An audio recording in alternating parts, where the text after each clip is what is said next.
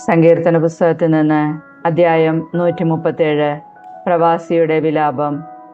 Babylon നദികളുടെ തീരത്തിരുന്ന് സിയോനെ ഓർത്ത് ഞങ്ങൾ കരഞ്ഞു. അവിടെയുള്ള അലരി വൃക്ഷങ്ങളിൽ ഞങ്ങളുടെ കിന്നരം തൂക്കിയിട്ടു. ഞങ്ങളെ തടവിലാക്കിയവർ അവിടെ വച്ച് പാട്ടുപാടാൻ ഞങ്ങളോട് ആവശ്യപ്പെട്ടു. ഞങ്ങളുടെ മർദ്ദകർ സിയോനെക്കുറിച്ചുള്ള ഗീതങ്ങൾ ആലപിച്ച് തങ്ങളെ രസിപ്പിക്കാൻ ഞങ്ങളോട് പറഞ്ഞു. വിദേശത്ത് ഞങ്ങൾ എങ്ങനെ കർത്താവിൻ്റെ ഗാനം ആലപിക്കും? ജെറുസലേമേ, നിന്നെ ഞാൻ മറക്കുന്നെങ്കിൽ എൻ്റെ വലത് കൈ എന്നെ മറക്കട്ടെ. നിന്നെ ഞാൻ ഓർക്കുന്നില്ലെങ്കിൽ, ജെറുസലേമേ, എൻ്റെ ഏറ്റവും വലിയ സന്തോഷത്തേക്കാൾ വിലമതിക്കുന്നില്ലെങ്കിൽ എൻ്റെ നാവ് അണ്ണാക്കിലൊട്ടിപ്പോകട്ടെ. കർത്താവേ, ജെറുസലേമിൻ്റെ ദിവസത്തിൽ ഏദോമ്യർ ചെയ്തതെന്തെന്ന് ഓർക്കണമേ. ഇടിച്ചു നിരത്തുവിൻ, അടിത്തറ വരെ ഇടിച്ചു നിരത്തുവിൻ എന്ന് അവർ പറഞ്ഞു. സംഹാരിണിയായ ബാബിലോൺ പുത്രി, നീ ഞങ്ങളോട് ചെയ്തത് നിന്നോട് ചെയ്യുന്നവൻ അനുഗ്രഹീതൻ. നിന്റെ കുഞ്ഞുങ്ങളെ പിടിച്ച് പാറമേലടിക്കുന്നവൻ അനുഗ്രഹീതൻ. സങ്കീർത്തന പുസ്തകത്തിൽ നിന്ന് അധ്യായം 138. കൃതജ്ഞതാഗീതം. കർത്താവേ, ഞാൻ പൂർണ്ണ ഹൃദയത്തോടെ അങ്ങേക്ക് നന്ദി പറയുന്നു. ദേവന്മാരുടെ മുൻപിൽ ഞാൻ അങ്ങയെ പാടിപ്പുകഴ്ത്തും. ഞാൻ അങ്ങയുടെ വിശുദ്ധ മന്ദിരത്തിന് നേരെ ശിരസ് നമിക്കുന്നു. അങ്ങയുടെ കാരുണ്യത്തെയും വിശ്വസ്തതയെയും ഓർത്ത് അങ്ങേക്ക് നന്ദി പറയുന്നു. അങ്ങയുടെ നാമവും വാഗ്ദാനവും അത്യുന്നതമാണ്. ഞാൻ വിളിച്ചപേക്ഷിച്ച നാളിൽ അവിടുന്ന് എനിക്ക് ഉത്തരമരുളി. അവിടുന്ന് എൻ്റെ ആത്മാവിൽ ധൈര്യം പകർന്ന് എന്നെ ശക്തിപ്പെടുത്തി. കർത്താവേ, ഭൂമിയിലെ സകല രാജാക്കന്മാരും അങ്ങയെ പ്രകീർത്തിക്കും. എന്തെന്നാൽ അവർ അങ്ങയുടെ വാക്കുകൾ കേട്ടിരിക്കുന്നു. അവർ കർത്താവിൻ്റെ മാർഗങ്ങളെക്കുറിച്ച് പാടും. എന്തെന്നാൽ കർത്താവിൻ്റെ മഹത്വം വലുതാണ്. കർത്താവ് മഹോന്നതനാണെങ്കിലും താണവരെ കടാക്ഷിക്കുന്നു. അഹങ്കാരികളെ അവിടുന്ന് അകലെ വെച്ച് തന്നെ അറിയുന്നു.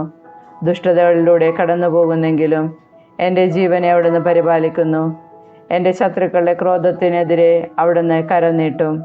അവിടുത്തെ വലത് കൈ എന്നെ രക്ഷിക്കും. എന്നെക്കുറിച്ചുള്ള തൻ്റെ നിശ്ചയം കർത്താവ് നിറവേറ്റും. കർത്താവേ, അവിടുത്തെ കാരുണ്യം അനന്തമാണ്. അങ്ങയുടെ സൃഷ്ടിയെ ഉപേക്ഷിക്കരുത്. സങ്കീർത്തന പുസ്തകത്തിൽ നിന്ന് അധ്യായം 139.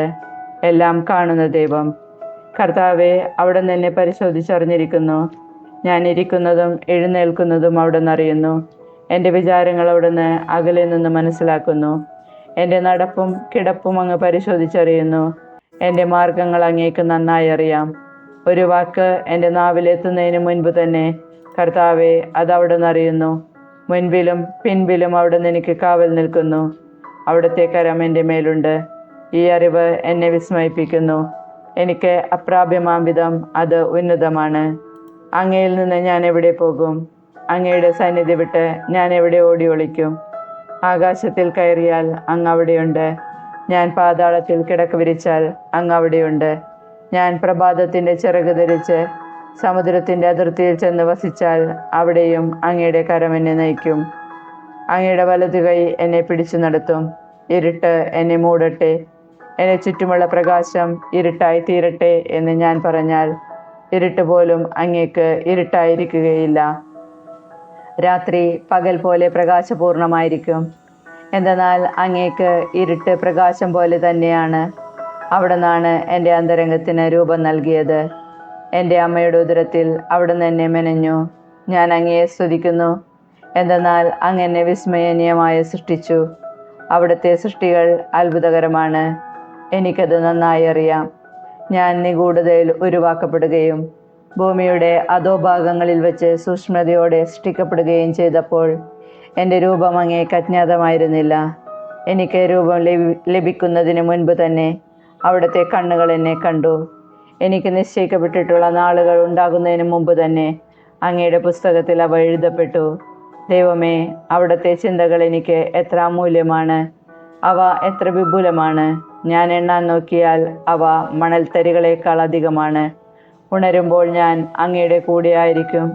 ദൈവമേ, അവിടുന്ന് ദുഷ്ടനെ നിഗ്രഹിച്ചെങ്കിൽ, കൊലയാളികൾ എന്നെ വിട്ടകന്നെങ്കിൽ, അവർ അങ്ങയെ നീചമായി ധിക്കരിക്കുന്നു, അങ്ങയുടെ നാമത്തെ ദുഷിക്കുന്നു. കർത്താവെ, അങ്ങയെ വെറുക്കുന്നവരെ ഞാൻ വെറുക്കുന്നില്ലയോ? അങ്ങയെ എതിർക്കുന്നവരെ ഞാൻ ദ്വേഷിക്കുന്നില്ലയോ? ഞാൻ അവരെ പരിപൂർണമായി വെറുക്കുന്നു. അവരെ ശത്രുക്കളായി ഞാൻ പരിഗണിക്കുന്നു. ദൈവമേ, എന്നെ പരിശോധിച്ച് എൻ്റെ ഹൃദയത്തെ അറിയണമേ. എന്നെ പരീക്ഷിച്ച് എൻ്റെ വിചാരങ്ങൾ മനസ്സിലാക്കണമേ. വിനാശത്തിൻ്റെ മാർഗത്തിലാണോ ഞാൻ ചരിക്കുന്നതെന്ന് നോക്കണമേ. ശാശ്വത മാർഗത്തിലൂടെ എന്നെ നയിക്കണമേ. സങ്കീർത്തന പുസ്തകത്തിൽ നിന്ന് അധ്യായം 140. ദുഷ്ടനിൽ നിന്ന് രക്ഷിക്കണമേ. കർത്താവെ, ദുഷ്ടരിൽ നിന്ന് എന്നെ മോചിപ്പിക്കണമേ. അക്രമികളിൽ നിന്ന് എന്നെ കാത്തുകൊള്ളണമേ. അവർ തിന്മ നിരൂപിക്കുകയും നിരന്തരം കലഹമിളക്കി വിടുകയും ചെയ്യുന്നു. അവർ തങ്ങളുടെ നാവ് സർപ്പത്തിൻ്റെ നാവ് പോലെ മൂർച്ചയുള്ളതാക്കുന്നു. അവരുടെ അധരങ്ങൾക്ക് കീഴിൽ അണലിയുടെ വിഷമുണ്ട്.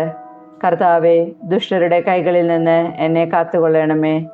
എന്നെ വീഴിക്കാൻ നോക്കുന്ന അക്രമികളിൽ നിന്ന് എന്നെ രക്ഷിക്കണമേ. ഗർവിഷ്ഠർ എനിക്ക് കെണിവെച്ചിരിക്കുന്നു.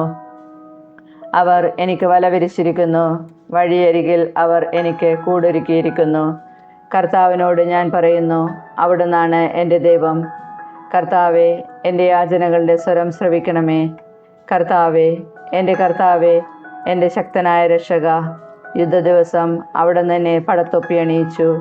കർത്താവെ, ദുഷ്ടൻ്റെ ആഗ്രഹങ്ങൾ സാധിച്ചു കൊടുക്കരുതേ. അവൻ്റെ ഉപായങ്ങൾ സഫലമാക്കരുതേ. എന്നെ വലയം ചെയ്യുന്നവർ തല ഉയർത്തുന്നു. അവരുടെ അധരങ്ങളുടെ തിന്മ അവരെ കീഴ്പ്പെടുത്തട്ടെ. ജ്വലിക്കുന്ന തീക്കനലുകൾ അവരുടെ മേൽ വീഴട്ടെ. ഒരിക്കലും എഴുന്നേൽക്കാനാവാത്ത വിധം അവർ കുഴിയിൽ എറിയപ്പെടട്ടെ. ഏഷണിക്കാരൻ ഭൂമിയിൽ പ്രബലനാകാതിരിക്കട്ടെ.